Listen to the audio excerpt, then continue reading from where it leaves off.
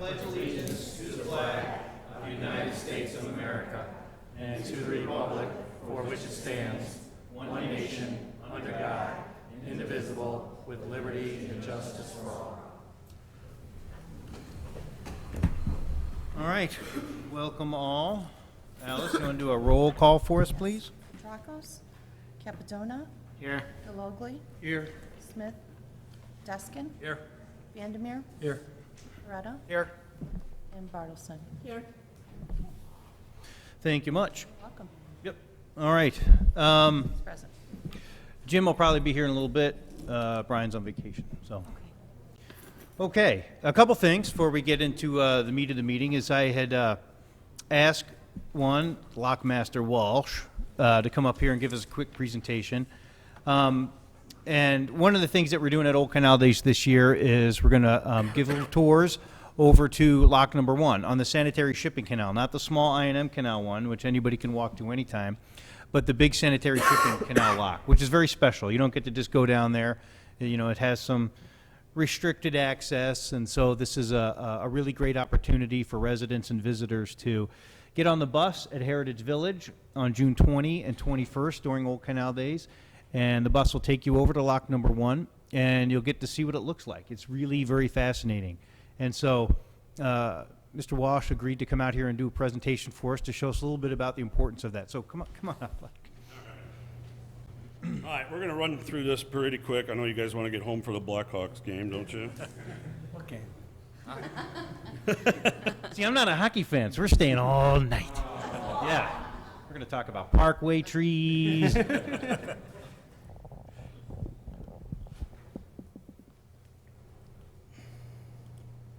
Okay, so we're going to go over just a little bit of what we're going to go over during the tour of our lock on the 20th and 21st of this month.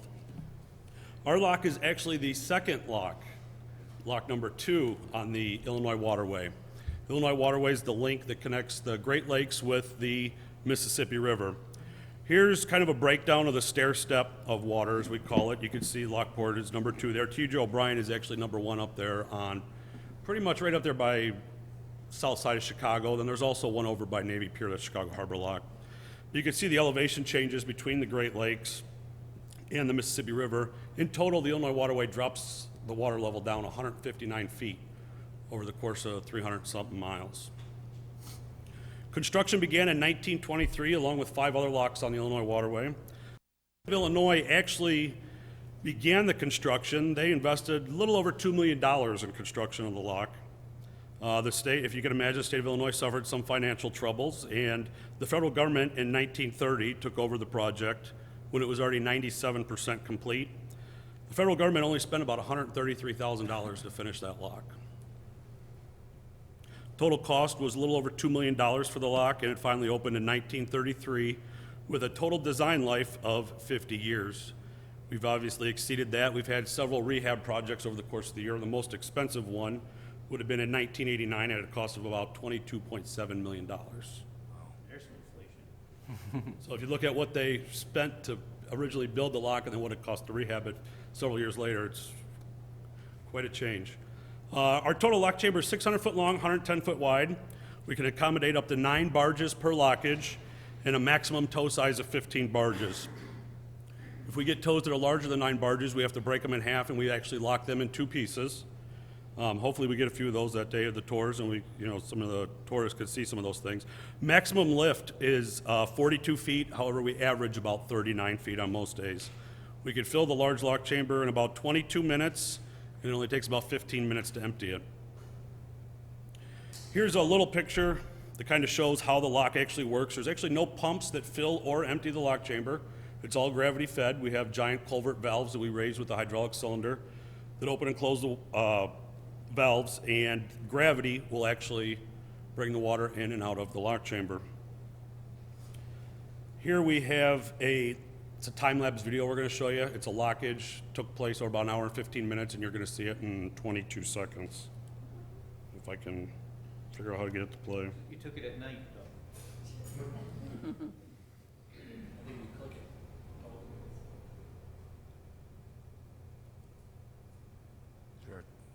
It actually does not seem to want to work. play button on the lower left. There you go. Well, that was the best part of this presentation. Doesn't want to work. All right, we will move on. The lockage process that you were supposed to see was completed 3,270 times in 2014. We locked through 3,352 commercial vessels and 370 recreational vessels. So the lock chamber isn't just there for commercial traffic. It's used quite a bit by recreational users as well. 2014, we had a total of 12.4 million tons of cargo passing through the lock. Most major commodities include petroleum products, coal, grains, chemicals, aggregates, scrap, finished steel products, mulches, fertilizers, cement, and most of the salt that you guys use on your roadways around here actually comes up this way by barge load. So again, we ask, why are the locks important to us? This is probably the sheet that gives us the biggest wow whenever somebody comes out to the lock. This is a breakdown of what one barge would be equivalent to in rail cars and semis. One single barge is equivalent to 58 semis. One 15-barge tow, which is the maximum they could push, keeps 870 semis off the local roads. It's pretty huge. Vessels transiting through Lockport in 2014 kept roughly 479,000 trucks off the local roads here and about 1,100 trains off the tracks running through Lockport. Another question a lot of people ask is, well, is it more expensive? No, actually, it's quite a bit cheaper. 1 gallon of fuel will move 1 ton of cargo 60 miles by truck, 200 miles by rail, or 500 miles per barge. So significantly less fuel equals less emissions and obviously lower cost to the consumer. The tours on the 20th and 21st, we're planning on them being about 30 minutes in length. We'll do a complete walk around of the lock. We'll go over a lot of the figures we had here this evening. Also, we'll show them the original lock chamber, the I&M Canal one between us and the powerhouse, the original one from 1907. It still has wooden gates and everything on it. There's obviously a concrete bulkhead there now to keep any water from eroding anything away, but the lock chamber and the gates and everything are still there, so that's something everybody likes to see. And we'll also be providing handouts to all those that come out and tour both those days. Anybody have any questions? No, that's great. It's amazing. We really appreciate you coming out here and Hey, showing no this. problem. And especially open up the locks for us to see on those couple days. If anybody catches a barge going through it, it's really fun. It's like watching the gates of Mordor open. Yep. It's just really, really fascinating. It's what our namesake is, Lockport. So thank you for coming up and sharing that. Very Is there welcome. a Thanks for certain having us. area of the Old Canal Days to go to, or do you have to pre-sign It's up at the for this? Heritage Village. At the Heritage So Village, go to okay. Heritage Village on 2nd Street, and that's where the bus will be. And, there'll be a little tent that says, load up here for the bus. So they'll just run them every hour, starting at 10 o'clock. And they'll run, I think the last one goes at 3:15, and we'll do it both Saturday and Sunday. It's coming up weekend? This Canal Days week. Canal Days, the 20th and 21st. And get there early, because the sign-up sheets, they fill up really fast. Yeah, they did. Last year, we did tours of the powerhouse, and it was hard to get to go see them, because the bus filled up quickly, so. Excellent. All right. All right, thank Fellas, you. thanks a lot. Really appreciate you coming out. Bravo, bravo. All right, and then one other thing, too. I had a lady gave me a call the other day, Stephanie Adams, and she was talking to me about Nick Lindblad. Some of you may have read about him in the newspaper. He's a young boy who lives on the west side, in need of a heart transplant. And she asked, hey, can I just come to council and just say a few words in support of the family, support of Nick, maybe some ideas that she has to how we can help support, one of our youngest residents with such a big need. So please, Stephanie, come up and talk. And BJ Ferry's here too, better known as Mrs. Ferry, right, from Milne Grove School. Hello, thank you for allowing us to come and talk with you. Nick Lindblad is a student at District 91, Millen Calvin Grove. Stephanie's a kindergarten teacher there, and I'm the principal secretary at Millen. And I've known Nick since he was young, when he first came to Millen. He's now at Calvin. And he was born with a congenital heart disease. It's actually called hypoplastic heart syndrome. He's finally to the point where he can have a heart transplant. He's at Lurie. They won't let him leave Lurie because they don't want him to get any infections. He's at the top of the list. I believe there are like 6 to 10, I believe, kids that are waiting for heart transplants right now at Lurie.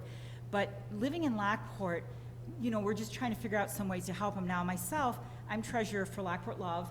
Chief is the chief of Lockport Love, Chief Lemming, and we have had Lockport Love being a charitable organization formed last year.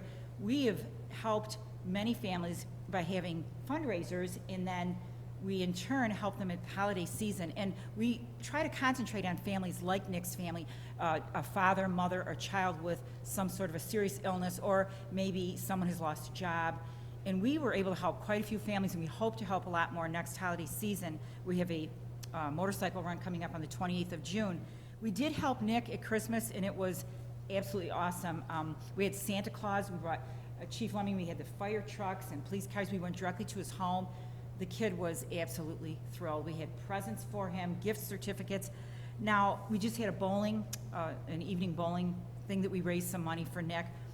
The thing is that we would like to bring attention to the community, and that's where Stephanie's going to take over, because we just feel like maybe there's more we can do. We, at Mill and Calvin, we had Wear Red for Nick Day, and all the kids wore red, and every classroom, every student in every classroom wrote Nick some kind of an original card. Some kids made stars and said, "You're our star." They transported all this stuff up to Lori, and he has been sitting in his bed because he can't leave, reading all these. But we're thinking, you know, I know my family, we go to Door County every year, and there was a little boy in Door County a couple of years ago that had leukemia, and the entire village of Ephraim and a couple other villages, they rallied around, and this little boy liked orange. Nick is red. This little boy happened to like orange. They had orange ribbons on the trees, and even as a tourist, the tourists were finding out about it. You can go to the website, people were donating money. We're just looking for any way, we're looking for that, and there is a website for Nick, and I did give it to Mayor, so go ahead, this stuff. Thank you. We had Open Your Heart for Nick Day. We all wore red. I was inspired by the story of Emily Beasley, the little girl from Mount Greenwood that passed away recently, when her whole neighborhood lit up their town in honor of her in her colors of purple and green. So my vision would be, I would love to see, I personally on my house have changed all my porch lights to red in support of Nick, and I'd like to see maybe if more people would be willing to light up either their house, their street, tie some red ribbons around trees and poles for Nick to show the family, although they're getting some help financially with fundraisers, I'd like to show them that their town is here supporting them, even while they're at the hospital waiting with Nick for his heart, that everyone here is thinking about them and keeping them in our hearts. Because if it was our child, I'm sure we would appreciate all of that support. That is it. Well, I absolutely would love to see that happen too. I will put a big red bow on our porch, no doubt about it. I would love to see that. I could only imagine how that would make, the Lindblad feel as they drive through town and see these kind of support. Know people are praying for them and thinking about them. So thank you so much for having the heart to even come up here, you two. I really appreciate that. Thank you for having us. All right, and so it's once again, it's Open Your Heart, number 4, Nick.com. So openyourheartfornick.com. .net, it's okay. Oh, .net, I'm sorry. Yes. .net. So if anybody's interested in finding out more, openyourheartfornick.net with the number 4. Thank you. And Walmart sells bulbs that are red for $1.88 a piece, so it's a very cheap support. Thank you. The red bulbs, yes. All right, Stephanie, BJ, thanks again. All right, Mercy. All right, why don't we, we'll go ahead and move on. Ben, you have the first item tonight? Thank you, Mayor and members of the council. We have, for your discussion this evening, we have the development agreement and intergovernmental agreement with the Legacy Events LLC and the Lockport Township Park District. If you recall, back on May 20th, Legacy Events has been approved with the city to construct and operate a haunted house facility on property adjacent to their current paintball park operations.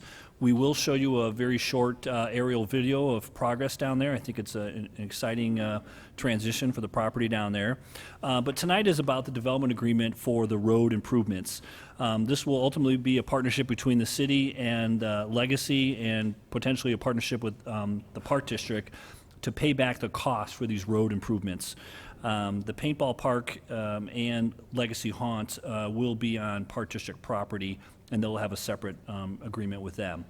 The Park District and Legacy Events are currently working out their negotiations for the facility. That'll also be subject to IDNR approval before we do any contract awards on the road. And this road provides access down to this new attraction that was approved by this council at the previous meeting.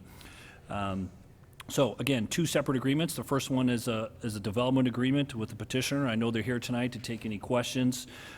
Basically, we are looking to offer an economic incentive grant for $125,000. This would be to cover costs for improvements and security measures. This will be an $85,000 chip and seal application and installation, $24,700 for grading and road preparation, $12,000 for a couple streetlights and transformers, and a couple $1,000 in some poles and reflectors and signs. That's what the staff is recommending at this point. We're going to get into a separate option that I know JR wants to talk about, and we will discuss. But the concept of this, in either way, is to have the city be entitled to recover its economic grant for $1 per ticket per admission for the patrons of the haunted house facility.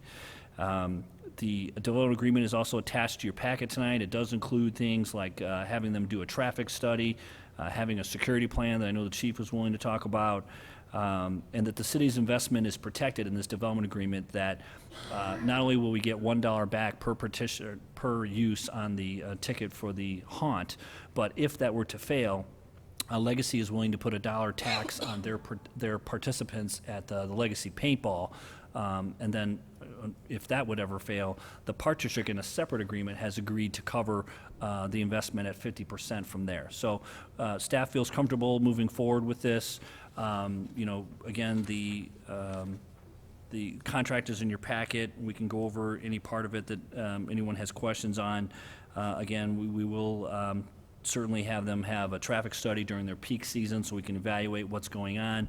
If it's warranted, we will work with them to have a cost estimate created, engineering potentially a new entrance and a 90-degree turn there from Division Street to Canal Road. Right now, you have to S around the community a little bit.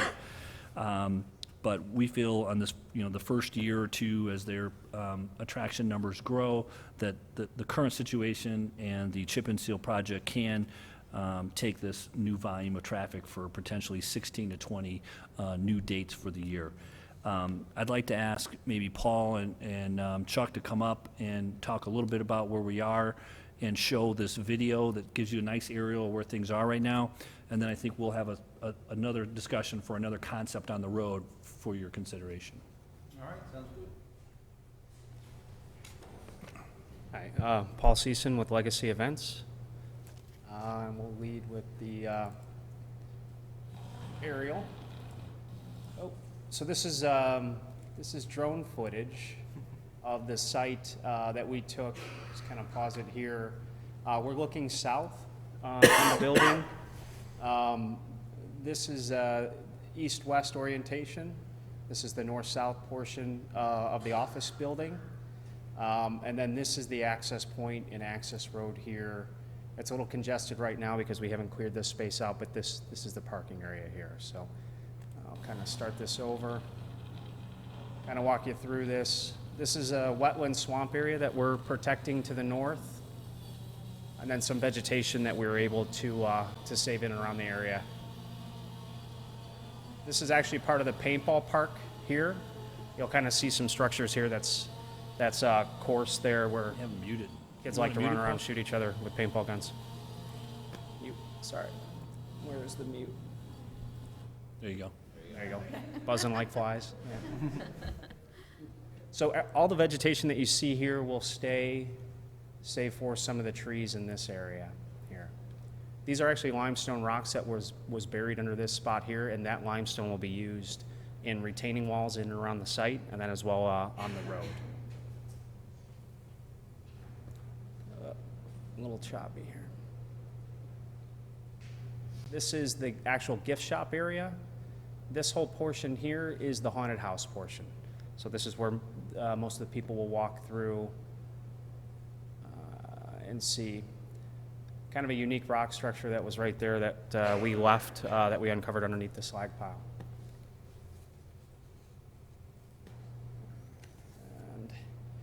And then just to kind of overview, just scroll down.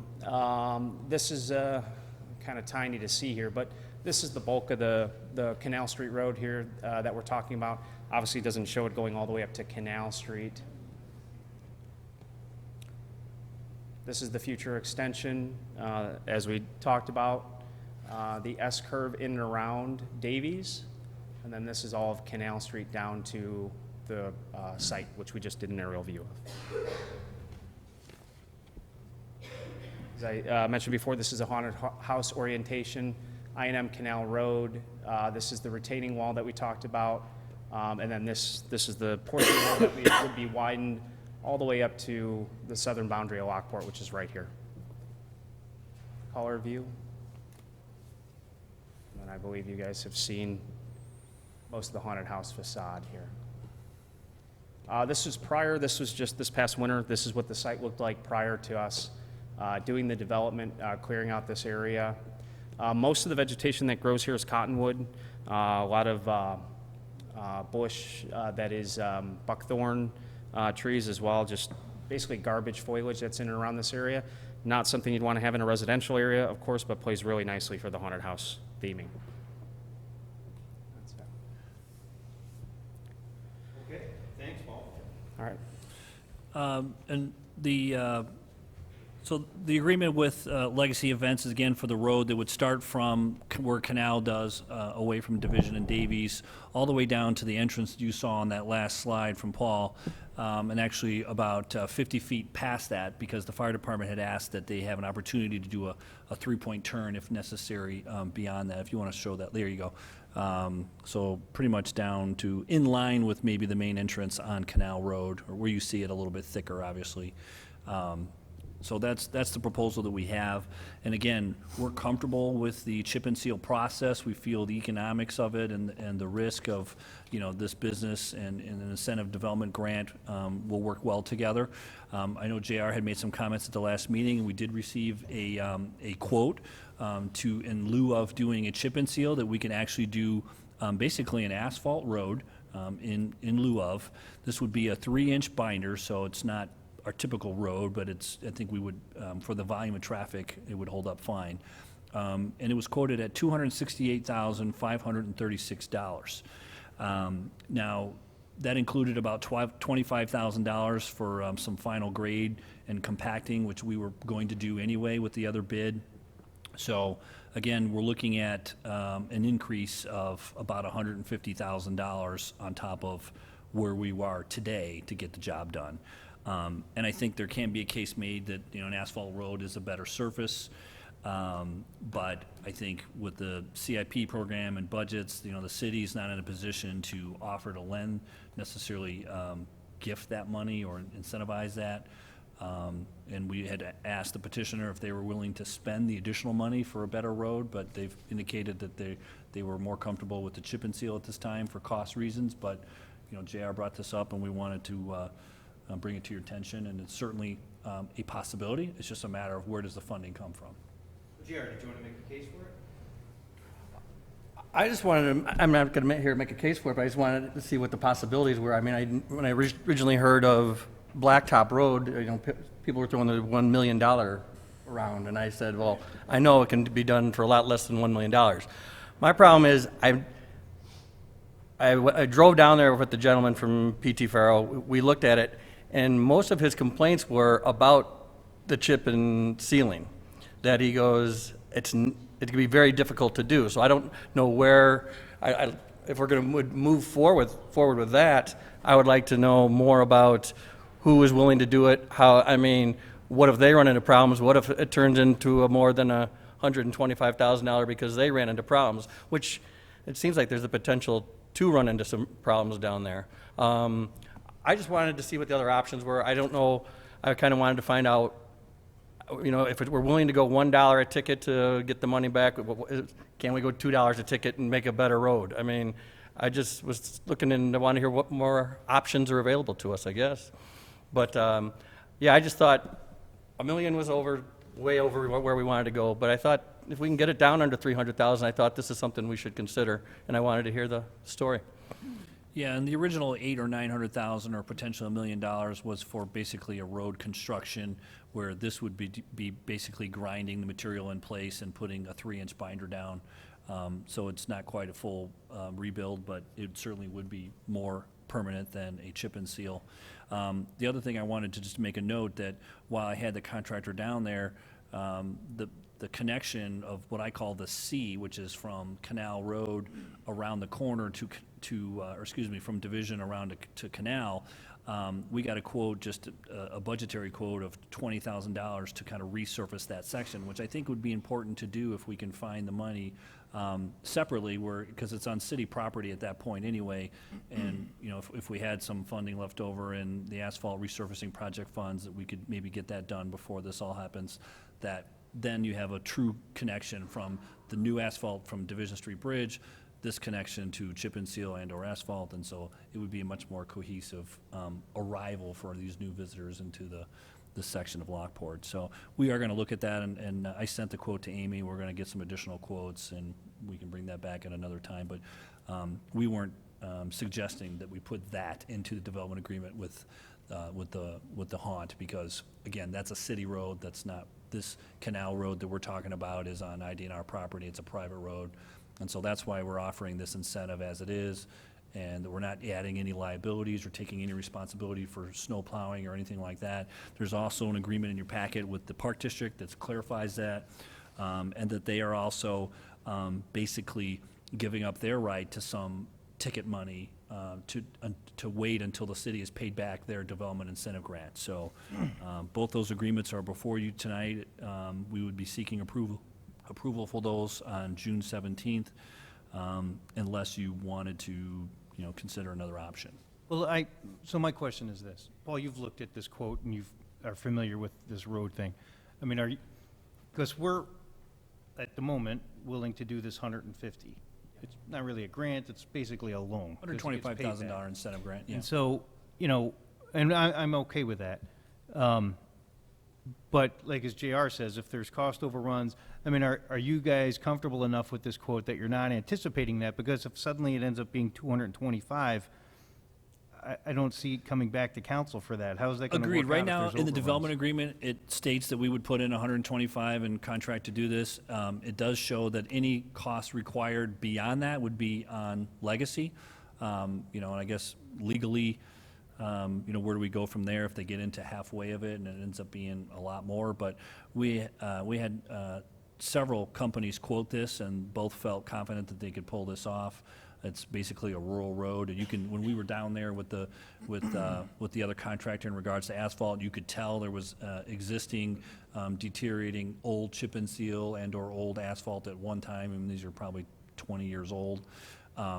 And so to do that again, I don't think is going to be too much of a problem. Okay, well, I mean, so as long as, if there's overruns, that you're comfortable at Legacy taking that on, then I know how much we're going to spend and where we stop, so. Right.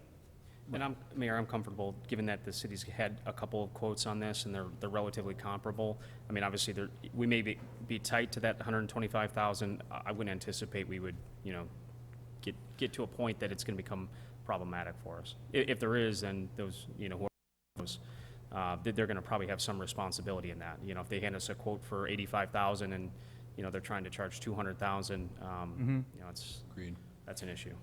Well, who gets into that fight? Is that our fight then, or is that Legacy's? Well, fight? if they were contracted with us, yes. I mean, our engineering department and our legal team would potentially look at that. But, you know, that's why you bid these out and you got competitive bids.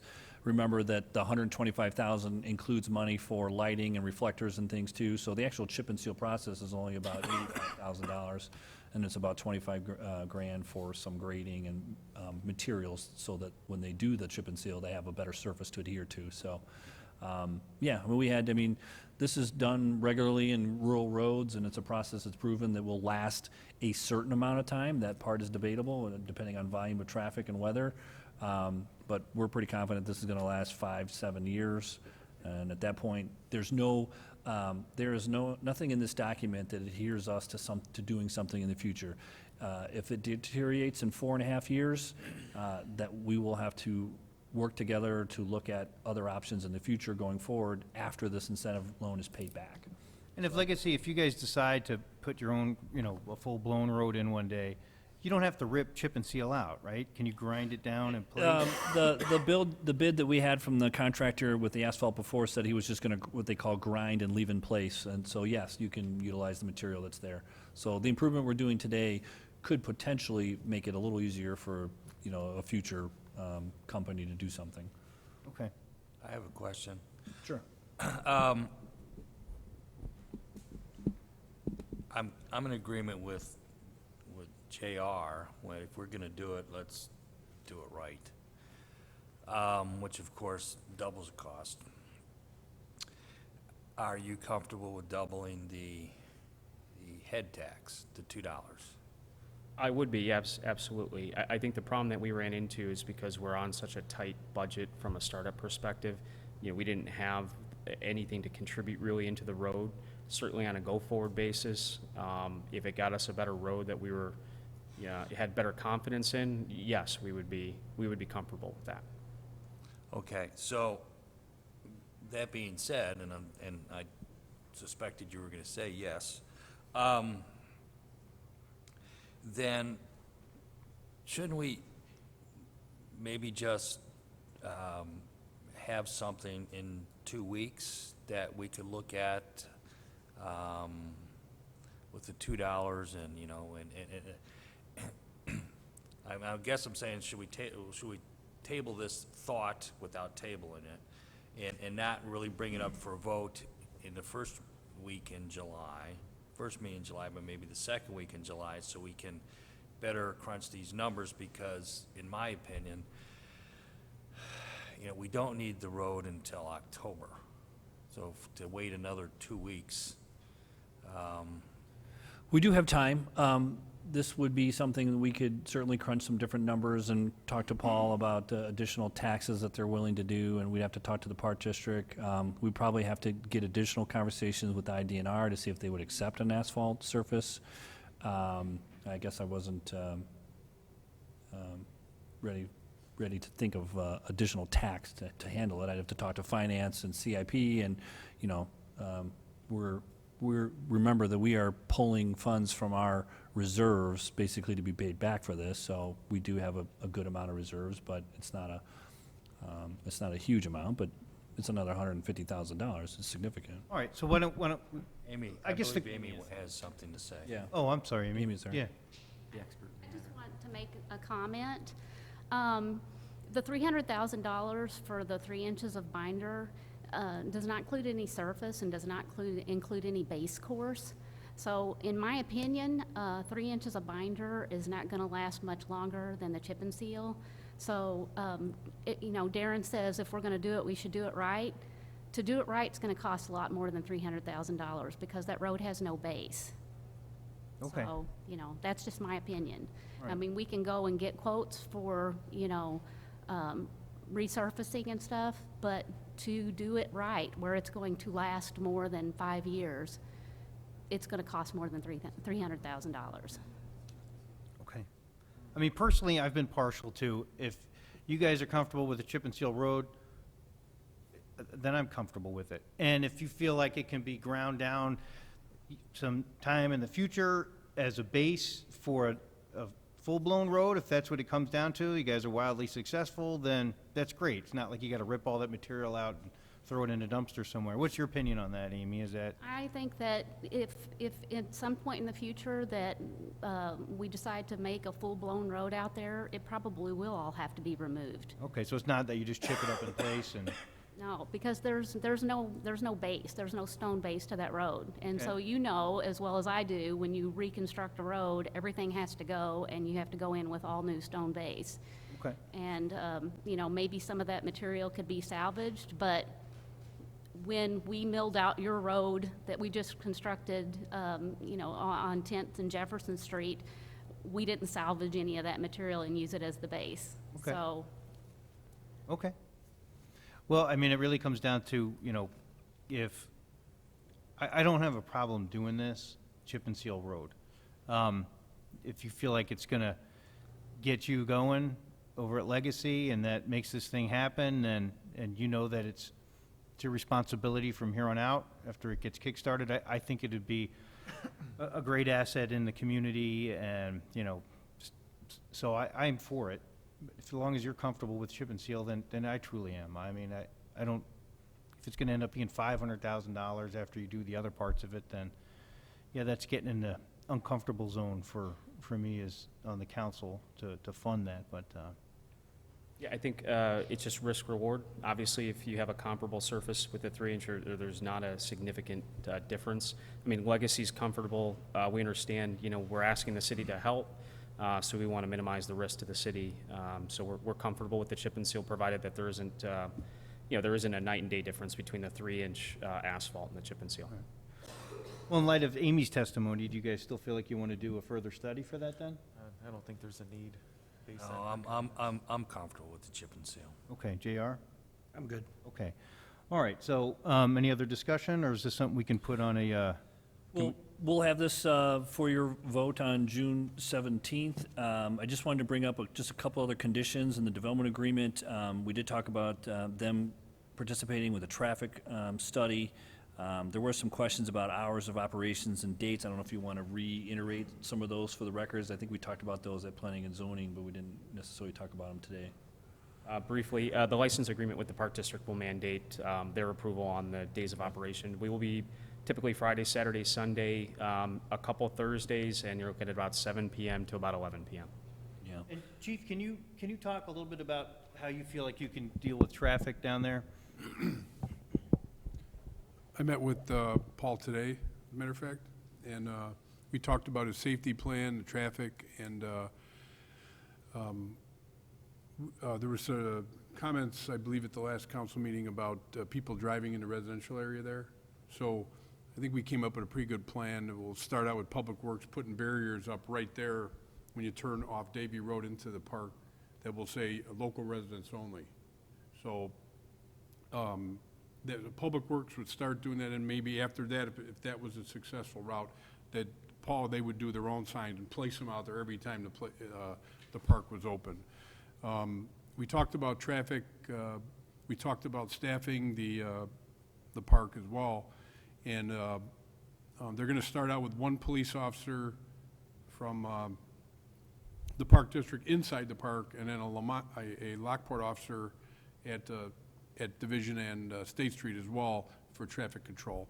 So we talked about that, and basically, it was our suggestion that they actually have 2 officers in the park to start, because that would set the tone for safety, and they agreed to do it. So I'm very pleased with their plan. After we met with them at the police station, we went out to the park and saw it as well. My background is I worked at Haunted Trails for 20 years, and no pension, by the way, just so I have no pension. Get that straight right away. But I have a lot of experience with haunted house security, and we reviewed their plan and believe that it's an adequate plan. And the fact that they're willing to add more security at the beginning. Now, remember, if they have a small crowd, they'll pare that back down. But we're satisfied with the plan. The way the road is right now, it's bumpy, and from a police perspective, that's good, because the cars are going to go slow. I understand, you might want to put money into that road, but from our perspective, we're okay with a bumpy road. Again, that is jurisdiction of the Park District, not us. So I believe our citizens will be happy with the signs that we put up. I don't know if it's going to prevent everybody from going in there, but we believe it'll prevent a lot. The traffic on State Street, again, we may need, on a busy night, if you're starting to get 1,000 people in there, we might need more than 1 person on Division Street. Their haunted house is huge. I mean, it's probably 2 or 3 times the size of any other one in northern Illinois. What you saw on the drone photographs or video, the building's almost complete now. It's almost done. It's huge inside. It's going to be a big operation. It's going to draw a lot of people to Lockport. I think the plan's adequate, and the fact that they're listening to us is a good thing, too. Okay, thanks, Chief. The last thing I have in regards to this matter, Mayor, is I did get a couple phone calls and emails on this. One of the aldermen not here tonight wanted to ask about the landscape plan. I believe the plan is to go back to a natural setting. I mean, this was a special use. We didn't file a PUD, so we're asking the petitioner to at least answer the question in regards to what their plan is. I heard something about limestone rocks and trees, and so if you just want to comment on that, Paul, just for the record. Yes, absolutely. So the plan is to allow the vegetation to grow back. Again, it plays into the overgrown nature of the haunted house, into the atmosphere, the themed atmosphere. Very much like the paintball park. The paintball park doesn't have a landscape plan. We want the vegetation to grow up. It becomes part of the course. Same thing for the haunted house. The limestone rocks that we uncovered will be used in all the retaining walls. It's very much like the limestone, massive limestone rocks that a lot of landscaping companies use for Eden Downs croppings and seat walls and that. So the plan is, again, just to allow it to propagate back up. The last question they had in regard to the building itself, I know we included a picture with the pack in regards to earth tone colors for the building. You plan to put the facade for the haunted house on the north face, is that correct? Correct. And then he was just asking, was there a timeline, or that you anticipate to do the rest of this north face and/or east face, or would you plan to paint it black, or to keep in concert with the theme, or what is your plan there as far as timeline? So the actual, one of the stock colors was a gray. We elected to go with earth tones because it falls more in line with the Park District buildings. At a certain point in the future, the plan, once our businesses leave, this remains Park District property. We anticipate the Park District will make use of the building, so we didn't want to paint it an off color or choose an off color that probably didn't sit with what they had. As far as timing on the facade goes, I'm sure my investors would love if I could give them a definitive timeline on revenue. I can't. It's going to be as cash flow permits. Hopefully within the next 5 years, we have that north face covered. Okay.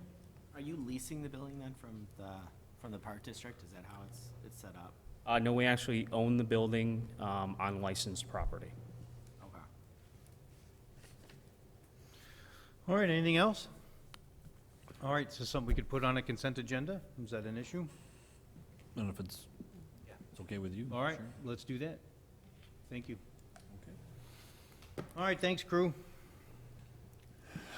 Mayor and members of the council, the next item on your agenda, CA2, is with the tandem development agreement for a planned industrial site for property located in northwest corner of 163rd and 355. This is a property just east of Panduit.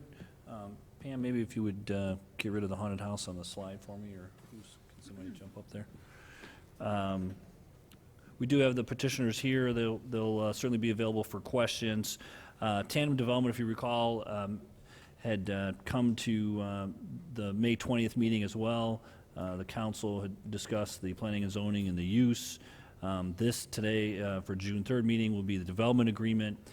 Both would seek final approvals on June 17th. The petitioner did conduct a traffic study, and the projections concluded that their development alone is not warranting a signal in that intersection. However, taking in Tandem, Sagebrook, Panatone, with the growth of those developments all being built out, eventually we will need a signal. So at this point, we've asked the petitioner to donate $50,000 to the city towards the cost of a future signal, along with those other petitioners to cover a portion of the grant to get it done. The developer, however, in this agreement is required to improve 163rd Street. Gauger will be improved with Panatone, and a shared cost has been negotiated in a separate agreement with these folks to finish. So in this development agreement, it's about 163rd, and the development entrance and handing the truck traffic with a proper rating over the entire length of their property to the west edge from the existing tollway section that was improved by the Illinois Tollway. So if we have them connect to that part and go to the western boundary of their property, they'll be responsible for building that to engineering and city standards. The development agreement we provided to you was a draft. We have basically 3 sections that we're proposing some minor changes. Staff has circulated that around this morning. We've talked and met with the petitioner today. Basically, in lieu of having a separate agreement, we're going to go ahead and include specific specifications to build out this road, and engineering will certainly approve this before we bring it back to you and include an exhibit explaining what that is. We've decided to settle on a $35,000 donation to the city in regards to the sidewalks in lieu of building a sidewalk to nowhere in front of Panduit. And then the third item would be one section that petitioner has requested to delete, and staff concurs that temporary fencing for screening between the two buildings of Phase 1 and Phase 2, if after 5 years the second building isn't built, is not necessary because of the frontage and landscaping will be so thick. So those are the three changes that are different than the document you have before you. And I believe the petitioner's here with a couple pictures, and we're certainly open to any questions you have. But again, the zoning and use we've discussed, and so this is really just the development of the road. Okay. You want him to talk about anything, or? Any questions? Yeah, please. So the money for the stoplight, that's assuming we get a grant, right? Correct. We've certainly, we just did the same thing at the intersection just down the road there where it's an 80-20 grant. Our contribution is $200,000. We accepted 50 from this petitioner, 50 from another, and 100 from another, so we will have the $200,000 to match the grant. Yes, there is a little risk there, but Amy's success rate on grant filings with the Will County Government League have been about 10 for 10, so I'm not too concerned long-term. Yeah. Well, what happens if it goes south? This is where I'm going, is right, they're trying to cut funding on a lot of this sort of stuff. And I don't know any of the specifics, right, but the feeling is those kind of things might get tighter. And I know Amy's done an awesome job on grants. I know she got one just south of there, but by the time this comes up, right, it could be a couple of years. It would depend on the warrants and the build-out, but it could Right. be several years from now. And, Right, and we don't know what the sure. climate will be. And I understand from their perspective as well, right? They're agreeing to 50,000. It would be crappy for them to have to come back and, you know, that number, because that's only 20%, right? That number turns into 250,000 without a grant. But I do think we should have some protection there. Yeah, I think so too. I'd feel more comfortable. If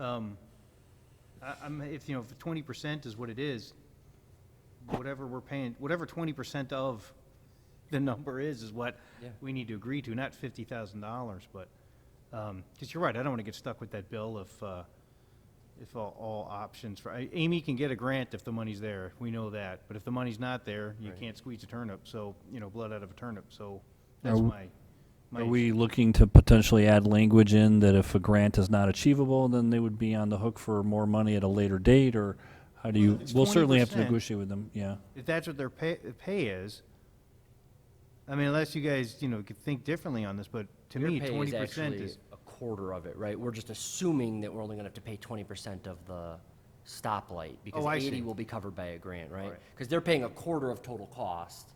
All right, so it's, in other words, 25% of total cost for the Right. light. Because I wouldn't put a light in there. I have no reason to put a light in there unless this is. Once it's warranted, right? And so that goes for everybody, though. That goes for Panatone, that goes for Sagebrook, it goes for Well, and everybody. that's where we've already signed agreements with those folks in a similar manner, and now you're putting an additional standard on the third one. Well, Because all right, that's. If we had that's- this, we had that's this fine. discussion I can 6 see months where you're ago, coming but from with that. going forward, we could certainly have those in all agreements. Well, I'm but not here to be unfair to one user then That's either. kind of where I think we are today. But Amy, do you want to come up and address any of it? But But that's something that slipped by me in the past with the other two I guess I didn't agreements think then. about it that way. So the either. other ones we assumed. Same thing. We 80. signed agreements that they would give, well, we negotiated agreements for improvements on roads and everything else, but, the petitioner's spending quite a bit of money rebuilding our road in front of their property too, so. Well, I mean, they would I'll make that take the blame case for letting it that slip on those other two. Yeah. But I think in the future, we need to think about that We kind can of stuff. certainly, on a fresh slate of property, have that in development agreements. Yeah, it needs to be, consideration. whatever their share is the share of whatever the end up total cost final is, grant or no grant. All right. And then my other question is related to the sidewalk, right? They're making a donation in lieu, and I get it, right? It doesn't make sense right now to put a sidewalk there. And I don't know what the agreement is with Panduit or around there, but would they, I think we probably want to document, would they be willing to grant us easement if in the future we do want to put a sidewalk through there? We have one, we have a master plan, Yeah, but I don't know. 2007. Yeah, but I don't know that a master plan, Yeah, that Gives us doesn't, the that right to doesn't put a sidewalk on entitle, their property. yeah. yeah. So I agree we don't need to do it now, we might not ever want to do it, but just in case, right? That's not really that far from the school.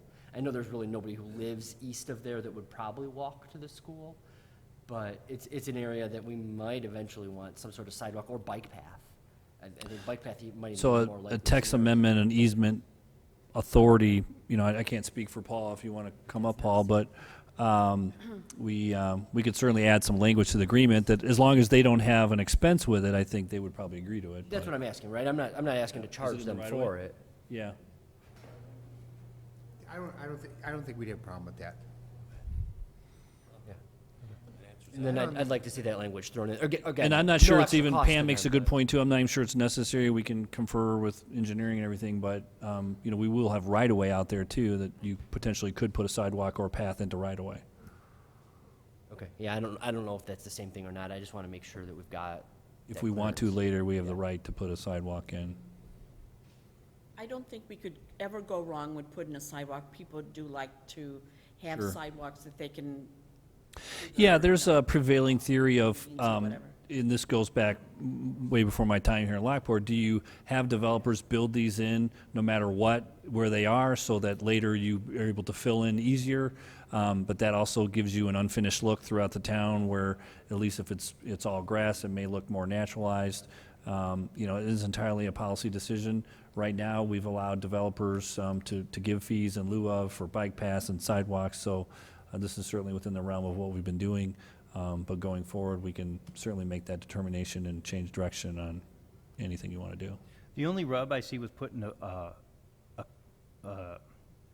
path or, you know, a curb, not a curb, a sidewalk on the other side, is that, you know, some residents were concerned that, oh, kids are going to cross the street to walk that one.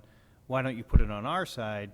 Well, the problem is you can't, because there's a giant swath of unincorporated Lockport right there, so we can't put a sidewalk. So now does it just encourage people, you know, and kids to cross the street? I know, that's the only rub I can see. And maybe we don't need to. I just wanted to have the ability if it makes sense at some point. But you're right. I guess maybe that. Yeah, because of the unincorporated spot where you can't put the we can't do sidewalk, anything on the south side. where most of the people are, on the south side. And maybe it's a matter of, we are going to be designing these road specs that we make sure that the right-of-way is wide enough that if we need to stick a sidewalk in there, we can do that. I'm sure Amy can work with their engineering on those plans before we submit them to you for the next vote, Okay. All right. in lieu of a text amendment to the agreement. Chris, you had something? No, it was answered. All right. You feel like everybody said what they need to say? So we would bring this one back along with the planning and zoning approvals and your discussions from the previous committee of the whole, both on the agenda for a vote on city council on June 17th. Okay. And we would have the attachment about the building, the road construction attachment at that point. Okay. Well, we'll put it on for an action item. Yes. You can hear things, so. All right, sounds good, thanks. Okay, thank you. And the next item, I think, is our city attorney. Mr. Mayor, members of the City Council, I have two items. First one is the acceptance of 5 grants of easement for the Beamy State Street Water Main Project. If you've been down that way recently, you see that there's a new water main being installed that parallels State Street. It's being moved from the rear yards to the front yards of those homes. Because it's a state route, the state did not allow us to put the water main in the state right-of-way, so we needed to acquire easements from the property owners. The property owners, 5 of the 6 property owners have granted the easement without compensation. We have a 6th house at 2100 South State Street that actually has been abandoned and it's in foreclosure. We're working with the bank upon acquisition of title by the bank. We're hoping that the bank then will grant the easement. We're able to work around them at this point. We'd like to put this on the next agenda for formal acceptance of the easements. Yeah, any questions? I'm okay with the consent on that. Thank you.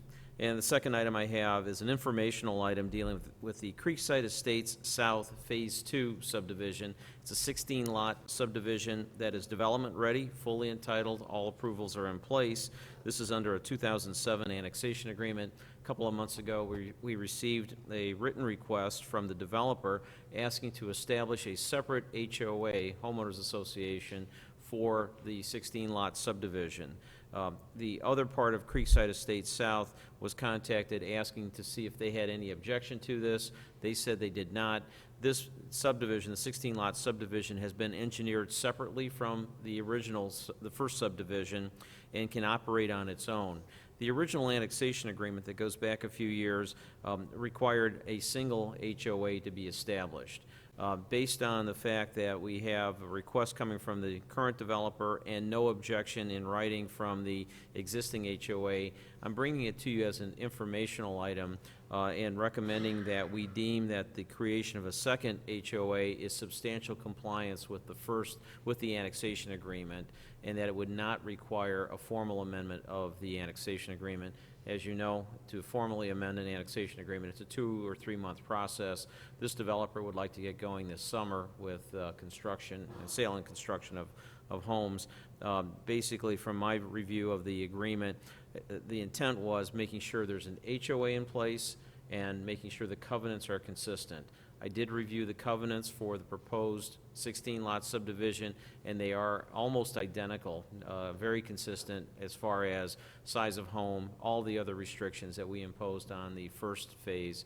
So it would be my view that this is substantial compliance with the agreement, and we as a staff would like to give the developer permission to proceed. So I bring that to you as an informational item. If you think we should go through the formal amendment process, we can certainly do that, but it's my recommendation that we deem this to be substantial compliance with the intent of the original agreement and allow them to proceed. Yeah, I don't have a problem with it. Is this one of those HOAs that those homeowners have to put money into, like an association every year? Yes. The 16 homes going to be able to bring in enough money to make something happen? Yes, it's actually a one-street subdivision. It's Oak Run Court. There is a detention pond that they'll be responsible for maintaining. We do have a backup special service area that would allow the city to step in case there's some problem as far as maintenance. But it appears that there's a fully functioning HOA in existence for Creekside South Phase 1. No reason to doubt that this 16-lot subdivision can't handle and do the same thing. Okay, I mean, the only reason I ask is like, yeah, obviously the less homes, the higher the money to fix a problem. So does 16 homes generate enough money in an HOA to deal with that kind of stuff? Yes, there'll be a common area. It's a fairly small area to maintain. Most of it will be privately owned lots as far as lawn maintenance. There's a small entryway that'll be taken care of, and then the detention pond. I believe, and I'd have to go back and look at my notes, but I think the proposed annual fee is someplace in that $400 to $500 range. So there should be adequate cash flow to take care of their obligations. All right. Joanne, you've been around the block a little bit with those things. That sound right to you? Yeah, they usually do take everything into consideration and try to have enough money in there so that it does cover. Okay. All right. Anybody have a problem with the recommendation? All right, we're good. Thank you very much. Okay. All right, it's everything for Committee of the Whole, looks like. Any Here, I'd like public to bring it, comments? well, yes, I would like to bring up just one comment, new business, just a courtesy reminder, we do have the TCC presentation with the consultants of Will County on the Committee of the Whole agenda at 7 p.m. on June 17th. We will have the 2 townships, so Lockport and Homer Glen, in attendance, as well as the City of Homer Glen officials. If you recall, the TCC is the Transportation Corridor Committee with Will County on the Bruce Caton Farm Road Transportation Plan. And again, the consultants will be here to kind of give us a history of how we got to where we are today. And we appreciate them coming in and having a public meeting with us. Yeah, thanks for reminding me of that. That's a big one. And Senator McGuire said he would try to make it out as well. I've had a number of residents ask me about it, and I try to encourage them to come. You know, there's some anxiety about this other cut through, you know, basically a parallel road next to Cedar Road, which seems to baffle most of us. So that's, yeah, so that's why we've, you know, one of the reasons we, among many, we asked for this meeting. So that's good. Yeah, June 17th. All right, anything else? All right, then can I have a motion to adjourn Committee of the Whole? So moved. Who is that, Chris? All right, Chris, seconded by Second. Alderwoman Bartleson. All in favor? Aye. All right. We need a break. You guys want to move on, you Blackhawk fans? Let's just move right All right. Doing it. All right, City Council. Want to do another roll call, Alice, for us? Tracos, absent. Cappadonna, Here. Locally, Here. Smith is absent, Tuskin, Here. Vandermeer, Here. Coretta, Here. Bartleson. Here. 6 present, Mayor. All right, very good. So, go on to consent agenda. Can I have a motion to have a consent agenda? So moved? Second. All right, Vandermeer, or rather, Beretta, seconded by Vandermeer, or either way. All in favor? Aye. All right, so on the consent agenda, we have regular city council meeting minutes from May 20th. We have the committee of the whole meeting minutes from May 20th. We're looking to approve the payroll period ending May 24th, approval of any bills, and the investment policy, which has been revised. So can I have a motion to approve? I'll make the motion. Second. Alderman Vandermeer, seconded by Alderman Deskin. All in favor? Aye. Okay. Under my report, I want to just talk a little bit about these liaisons. I had talked about it a few weeks ago, maybe making committees or something where I felt like the aldermen and the city council can have a little more involvement, play some larger roles, and kind of having discussed it with Tom Thanis and Ben Benson, we've kind of decided to create what are called council liaisons. I don't want this to be, I don't want it to restrict what we do. I don't want it to add red tape. I don't want to add bureaucracy. So that's why I didn't want to go into this like a full-blown committee with minute meetings and, having to be videotaped. I just want council members to be able to go out and get stuff done. And so if it's individuals on it, they're liaisons, this works quite well. So I put before you guys, kind of what I've asked each person on the council to oversee and look after. And this isn't about, people, it's not about making any policy decisions. It's not about making decisions. It's about observing, finding out what's going on, being able to report back. Sometimes there'll be some tasks. For instance, I'll give you an example. I asked Joanne Bartleson to kind of oversee code compliance. One of the things that we're struggling with now as we seek to get the retailers in, we're finding that they're starting to do drive-throughs. We don't know when they come through, but suddenly, there was a hotel chain that came through a couple weeks ago. We need to look good. We can't have tall grass, especially in our arteries. Our main entryways really need to be cleaned up. So I asked Joanne, because I'm asking her to be the code compliance liaison, to drive around with Tom Fulton, our code enforcement officer, and look at some of the problem areas and come up with some solutions that can be addressed, and then she would come and present that at council. So those are the kind of ways I see this playing out, and for each of us in our respective roles. So these are the roles that I've decided, and I've talked with each council member individually about this, and I think we're all in agreement. So code compliance would be Alderwoman Joanne Bartleson. I've asked JR to look at, be part of downtown development, and also included that as Star Business Park. It's a big part of our downtown development, and I include that in this as well. I've asked Alderman Peretta to be in charge of branding and marketing. We're certainly doing outreach beyond the city of Lockport. He's very good at posting things and getting things out there, and I think his experience will help tremendously as we brand and market. Jason Vandermeer, be finance and revenues. I've asked Alderman Cappadonna to be in charge of human resources, ethics, and any legislative issues we have. His background as a lawyer, I think will do very well for that. Alderman Jim Petrakis, I've asked to be kind of oversight and look after planning and zoning and land use, making sure that we keep an eye on things so that by the time they get to us, we'll have a better heads up on things so we're not taken by surprise, which I think sometimes happens, or I feel like it does. I asked Alderman Deskin to look at public safety and community outreach. That's kind of working with the police department. But also, one thing that Darren is great at, he always comes to me like, hey, do you know that, the wrestling team won state championship, or this person's retiring? I mean, he's great at bringing that information. He has a really good pulse on the community. So I asked him to be, to look after that and keep on that as well, because I think that is a very important part of what council does. And then I will look after economic development with staff, and so that's how I've looked at breaking this up. You forgot Smith. Oh, yeah, sorry. Brian Smith, I've asked to do Public Works and Infrastructure. That's really making sure that we stay on the CIP. It's also being able to, go out, look at projects. I remember, last year when the Division Street Bridge seemed to it sat for a number of weeks, so we didn't know what was going on.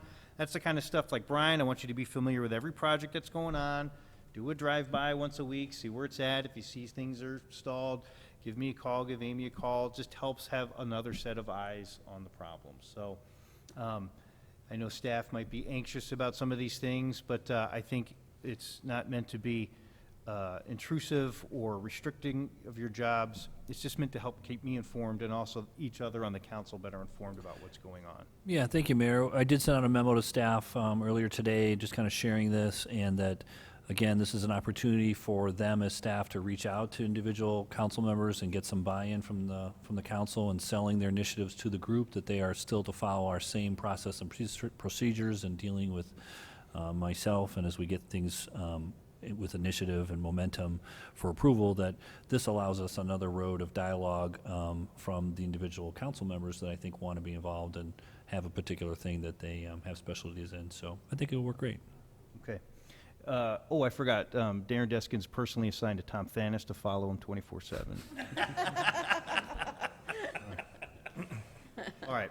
Well, thanks, everybody. I appreciate the stepping up. I know it's, $250, what, every 2 weeks? What do we get? So I know it's added responsibilities, but I think it'll be worth it. So thank you for helping. All right. What's next?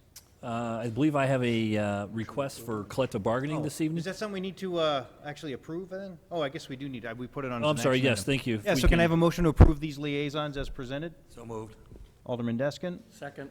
seconded by Alderman Galogly, sorry. I just like drew a blank there for a second. All in favor? Aye. Aye. Thanks, JR. All right, yeah, good catch. Thank you, JR. Yes, Mayor, the next item on your agenda is a request from me in regards to collective bargaining matters for 2C2. And I would say that we would need to convene at the end of this meeting to go into recess and come back out. Okay. We'll try to keep it short As we for you normally guys do. with the jerseys on. Yes, sir. Okay. Lisa, what do you got? Mayor, the bond hearing, you have the document. Oh, yes, I need to read. Do you have one there? Because there's one here if you don't. Got 'em Okay, covered. we're going to do bond hearing. For a public hearing for bond sale, the City Council of the City of Lockport, Illinois is holding a public hearing on the 3rd day of June 2015 at 7 p.m. The purpose of the hearing is to receive public comments on the proposal to sell bonds at one time or from time to time as funds are to be applied in the amount of up to $1,300,000 for the purpose of financing the construction, reconstruction, resurfacing, and/or repair of various streets within the municipality for replacement, expansion, removal, or enhancement of certain infrastructure and facilities. So Lisa, do you want to comment to that? No, I don't have any comment if the public has anything to say. Okay. Yeah, basically, when we passed the CIP plan last year, we included some bonds within it. These are bonds that get paid back quickly. Yes, 3 So- years. So this is good. So that's where it's at. So if there's no comments from the public, I will close the public hearing. Okay. Anything else I need to do technically there, Tom? No, that's it, Mr. Mayor. It's, Okay. You're entitled to vote on the matter now. Okay. Actually, they'll be coming back to you at the next meeting, I At the believe. next meeting, we'll have an ordinance to vote on. Okay. All right, sounds good. Next is Tom? Mr. Mayor, members of the City Council, what's before you tonight is a follow-up to our conversation from 2 weeks ago regarding the 2005 annexation agreement for what we've been calling the Patty Cakes development. Because the regional lift station that was anticipated to be developed in 2005 didn't materialize, we've gone to a Plan B, which is a small lift station that will serve patty cakes. The city will be installing and constructing the lift station, but it'll be privately owned and maintained by Patty Cakes later on. During the last 10 years, Patty Cakes has been using a tank to dispose of its sewage, to have it put in the tank and then pumped away, and it has not been working very efficiently. As a matter of fact, our Public Works Department was out there today dealing with the problem. that you will see a contract fairly soon coming before you for the construction of the lift station. I believe what Ben and I heard today was the low bid on that project was $118,000. I believe you'll see that at a council meeting soon. I recommend that, Mr. Mayor, because this is an amendment to an existing annexation agreement that requires a public hearing, if you could open the matter up for a public hearing and then close it, and then vote and ask the city council if they have any questions. If not, I recommend a favorable vote for the amendment.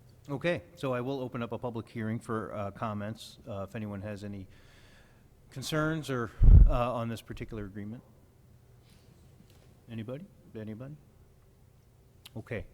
Then I will bring the public hearing to a close and bring it to council for a vote. Can I have a motion to approve?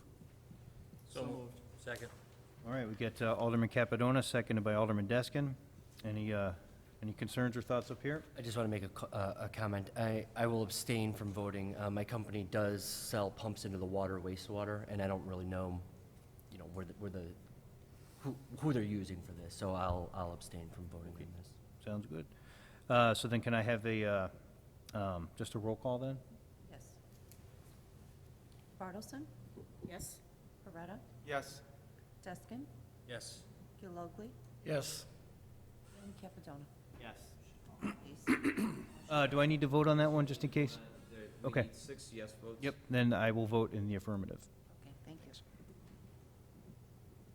All right. Is that everything? Holy moly. Any open floor comments? BJ, want to spill? Okay?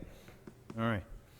Can I have a motion to adjourn? Or a motion to we adjourn. recess, actually, Just sorry. want to remind everyone, we have the Lockport Police golf outing coming up. It's for the Benevolent Fund. If something unfortunate happened to a police officer, the funding will be there to take care of the family, or if there's disabling type of injury. So it's for a worthy cause, and of course, we all up here support our local police department.